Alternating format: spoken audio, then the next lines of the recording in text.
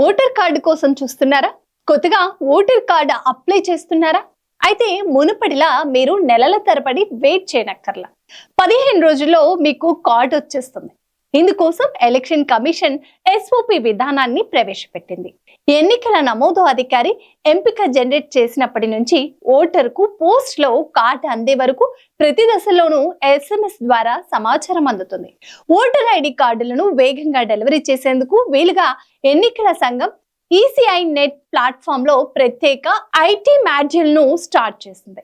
ఇది పోస్టల్ విభాగం API తో లింక్ అయి పనిచేస్తుంది. మరి కొత్త కార్డు కోసం ఎలా అప్లై చేసుకోవాలని అనుకుంటున్నారా? ఇలా చేయండి. ఫస్ట్ ఈసీ వెబ్సైట్ లోకి వెళ్ళి ఫోన్ నెంబర్, మెయిల్ ఐడితో సైన్ అప్ అవ్వాలి. క్రియేట్ అకౌంట్ పై క్లిక్ చేసి పేరు, పాస్వర్డ్ టైప్ చేసి పాస్వర్డ్ వెరిఫై చేసుకోవాలి. మెయిల్ ఐడికి OTP వస్తుంది. OTP నింపి వివరాలను ధృవీకరించుకోవాలి. తర్వాత మొబైల్ నెంబర్, పాస్వర్డ్, క్యాప్చ్ ఎంటర్ చేసి OTPతో లాగిన్ అవ్వాలి. కొత్తగా నమోదు చేసుకున్నట్లయితే ఫారం 6 లో వ్యక్తిగత వివరాలు, చిరునామా నమోదు చేసుకోవాలి. అడిగిన డాక్యుమెంట్లను అప్లోడ్ చేసి వివరాలను సరిచూసుకొని సబ్మిట్ చేయాలి. ఈ అప్లికేషన్ సంబంధిత అధికారి వద్దకు వెళ్తుంది. ఆ తర్వాత వారు ఓకే చేస్తే ఓటర్ కార్డ్ మంజూరు అవుతుంది.